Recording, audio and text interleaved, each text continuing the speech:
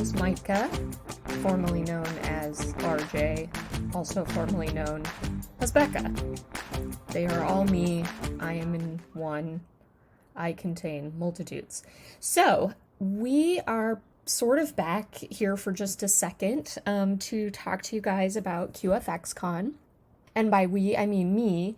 And by talking about QFX Con, I just mean giving you a little preview of what we experienced and what we're going to talk about. So, Leigh is finishing up her school year, so she's taking a much needed break. Joy and Monica, who are also able to meet us at the con, are tootling around, visiting family, doing some important things. So they'll be back next month. So we're all going to sit down together and talk about our experience at the con, what it was like, what we're looking forward to in the future. But in the meantime, I was able to go and get a press badge as a representative of the Feminerd files. And so I talked to some people, mostly just about how they heard about the convention, how their experience has been, and what they were looking forward to in future QFX cons. So I'm going to share with you just a little bit today, just mostly about how people heard about this convention and what they were looking forward to.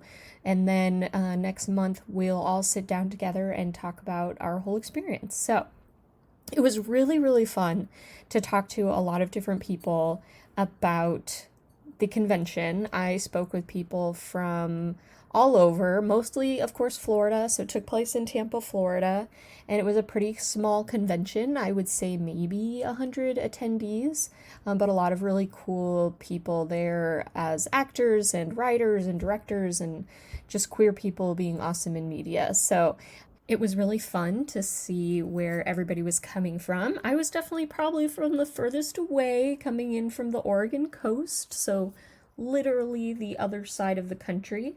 But I talked to Emily from New York. This is actually my first one. Really? Because it was like the closest to New York, so I was like, I'm just gonna go on, and I've always wanted to, and I finally went. And people like Rob and Bridget, who are regulars at fan conventions. I saw it on Instagram. I think someone had shared it, and when we found out Rachel was going to be here, we had to come because we've talked to her 3 times. We talked to her virtually, and she sent us a cameo. So the last time we talked, we always said we'll see you in person one day, and she remembered us. So. What was especially fun about this convention was because it was so new, it was the very first convention by this particular production company. It was really interesting to see how people had heard about it, like the artist Pixel Wave. How did I hear about it? This was before the pandemic, so I don't actually know how. I think it was on Twitter or something of a new LGBTQ con. And I was like, oh, I am I'm lesbian, so that sounds fun. I would love to have more supportive of the queer community with this, and I'm an artist, so I love doing this. And seeing how conventions like this can bring people who've never experienced this kind of community before. Yeah, hi, my name is Drishya. So I'm currently a student over here, and I'm originally from India. So as someone from the LGBTQ background and coming from a conservative country, this definitely is an eye-opening experience, and this is my first fan con. Yeah. So, it's fun to get to know people's perspectives and how open they are and how welcoming they are. It's something that you don't get back in your own country. So it's definitely a nice experience meeting people and getting to know where they come from, what their stories are. So yeah, it was just a whole lot of fun. It was so great to see Leigh and Joy and Monica and be all in the same room with them again. It was so much fun to talk to people because the convention was so small. You were able to see the same people over and over again, talk to some actors when the autograph room was empty, and it was just a really nice place to be, especially the pandemic is still going on, and we are now in the month of June, which is Pride Month, huzzah, and my small town that I live in is celebrating its very first Pride this Saturday, which is super exciting.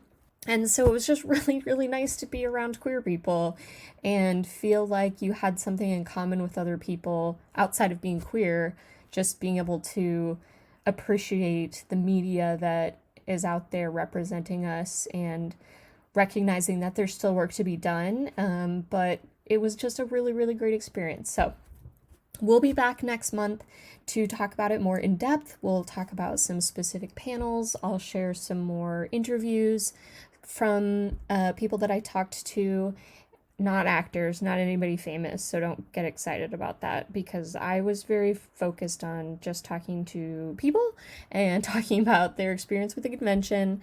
I was not prepared to be a full-on journalist, so just know that. But anyway, we're really looking forward to it, and we will let you know how things went, and we're excited to hopefully do this more in the future. So happy Pride Month, everybody. Thank you so much for tuning in, and we'll talk to you soon.